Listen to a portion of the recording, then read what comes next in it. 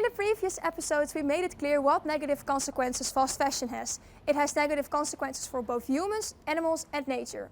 But which clothing brands are actually the bad guys? Which brands should you avoid if you want to go from fast fashion to slow fashion? In this episode, we take a closer look at different fast fashion brands and tell the truth. Welcome to the Cast of Fashion.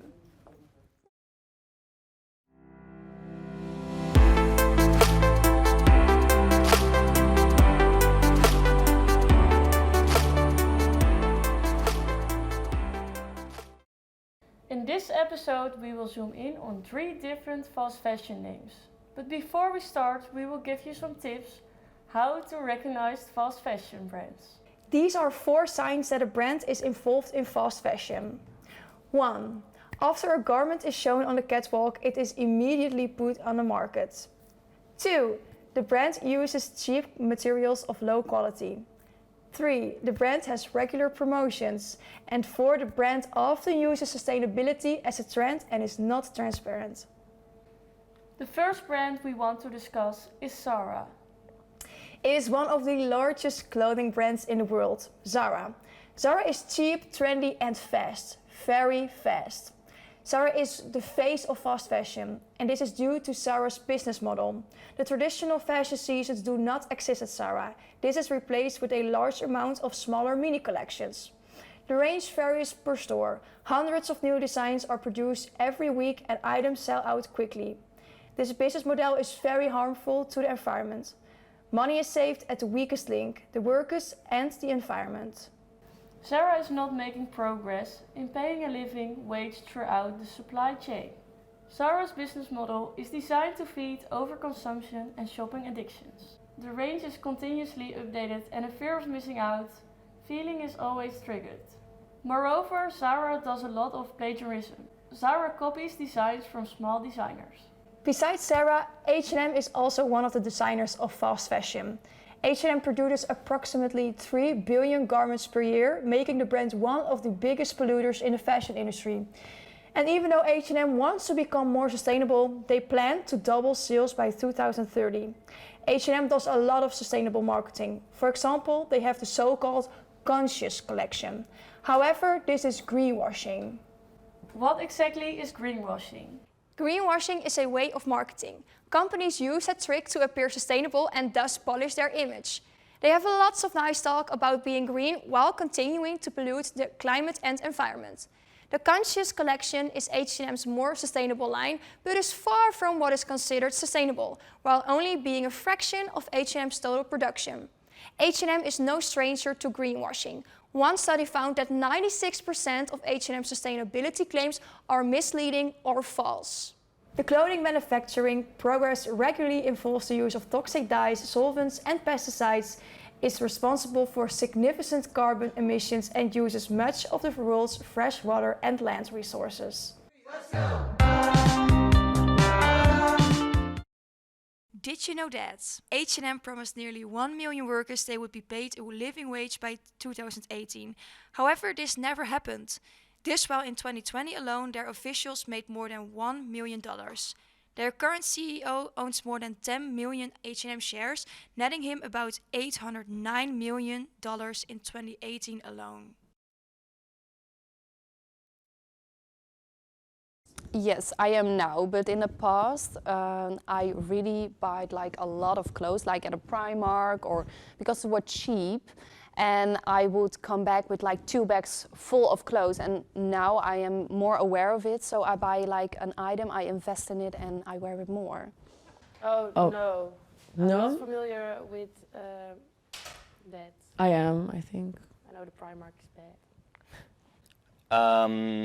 I am aware of where I buy it, of course, but I wouldn't say I specifically pick the brands. Usually I'll walk in somewhere, I'll like browse the wares they have, and if I find something nice, I'll find something nice and I'll buy it. But it's not like I think like, oh, I want to have like a fan shirt, or I want to wear, I don't know, Gucci or Nike or anything like that. It doesn't work like that for me, no. I think the most important ones I know, but I think I also, like if we think about a Zara probably those working conditions are also pretty bad because clothing is also cheaper. Yeah, But you Primark wouldn't has think of it. so many new collections once a year. I think it was like 15 or 20 new collections in a year. Jeez. Sometimes like that, yeah. Probably all of them, but I don't know. Yes, I know a couple that I didn't know about. So like Zara, H&M, Shein. There was like a brand like I was like, oh, that's really fast fashion, and like a Primark and all of that. I think I do, yeah. I think most of the clothes I wear are from fast fashion. Yeah, I mean, I guess I could name any brand, right? So like I said, Nike, probably Vans, maybe more luxurious like Gucci or something. It's all fast fashion probably. Yes, I buy at Zara, Pull&Bear, H&M. Yeah, me too. I buy from Shein. That's it. Only. That is the one. Oh Only. my God. I never see you yeah. anything by that Only. This is from Only. I would say so. I am conscious about it not to buy from fast fashion brands, but I would say if I really like an item and I'm going to wear it, I would still buy from fast fashion, but I don't treat it as fast fashion. So I buy it, I don't buy it, I wear it 2 times and throw it away. I just really wear it. I buy at Shein because it's cheap for like, I pay 100 euros for example for like 18 different tops or something. So it's very bad, but it's just that I can change my clothing style every now and then. I think that is a good thing. They like have like some apps that you can see how sustainable brands are, but if they wanted to sell fast fashion, they need to be honest about it. I think it would be detrimental to the future of the industry to have brands be transparent with how they produce their clothing, because it really just kind of allows you to better pick your clothing and like what the sources of these pieces of clothing. Because if we never know where it's going to come from, I don't want to look it up myself because I'm too scared. But if these brands are going to be open and they're going to be like, listen, now that we have to be transparent, we better show them a good image, then it's going to become more fair. So I think that's a really good thing, yeah. I think they will improve the image with doing that, and more people will buy them because they know it's more sustainable.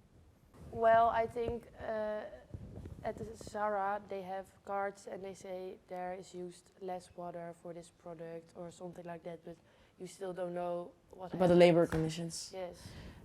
Yeah, I would appreciate that. Mm-hmm. If it's a brand that I really like, it's going to be a big change for me. But if the circumstances of the brands are so bad, it's just not a good thing to buy. If there is something bad about fast fashion, like child labor, I will stop buying them, yeah. No, because Depends how bad I want it. we already buy fast fashion. I mean, at Zara, Pull&Bear, we already know that it's fast fashion. The thing behind, like my dad often says, don't buy at Shein, just buy real clothing. And I'm often like, yeah, I would, but other people, like there are billions of other people buying at Shein, like what would make the difference if I stop buying there? That's what I often think, and then in the end I'm like, yeah, I would stop there, but I'm not the one influencing that. But if everybody thinks like that. It's the fast fashion queen of this moment, Shein. At H&M and Zara, the journey from design table to the store takes 3 weeks. At Shein, this trip only takes 3 days to a week. Shein doesn't do fast fashion, but ultra fast fashion. Shein is super cheap. You can find t-shirts between 4 and 10 euros. But those cheap prices also have a downside. The textile workers are being exploited. Employees work from 8 in the morning until into the night to meet their minimum target of 500 garments per day. Women even wash their hair during breaks due to lack of time, and employees only have 1 off day per month. They only earn 572 euros per month for this. If mistakes are made, they only get paid the third.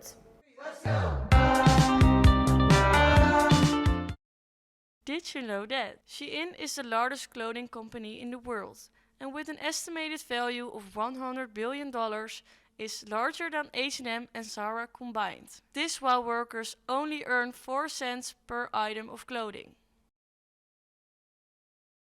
Investing in sustainable clothing is a way to reduce the negative impact of the fashion industry. Sustainable clothing is made from environmentally friendly materials such as organic cotton and is often produced under fair trade conditions. We understand that as students it is nice to shop cheap. For example, at Shein, Zara or H&M. But if you become aware of the negative consequences, it may be time to look at other brands. Sustainable brands are better for the earth, but also better for us. These clothes are often of better quality and last longer, which means that you can buy less clothes and therefore produce less waste. That is why we give you the tip to invest in sustainable clothing. There are plenty of sustainable clothing brands that you don't pay the top price for. The advantage of this is that you can use the garment for longer, so you don't have to buy new clothes every time. In the end, you will end up even cheaper with this. In addition, there are several apps and websites where you can check the sustainability of your favorite brand. You may already buying sustainable clothing. We also advise you to invest in timeless items. You are always right with these classics. It fits every piece of clothing and does not go out of style. This way you don't have to keep buying new items and throwing clothes away. We will show you a few items. The first one is a white t-shirt. The next one is a pair of jeans, like this one. And we advise you to buy darker jeans because these are more sustainable and less processed. So we also have a blazer or a bomber jacket. And this is pink, but you can buy these in every color you want. And this is also very timeless. Well, that's it. We hope we inspired you to be more sustainable in fashion. Bye!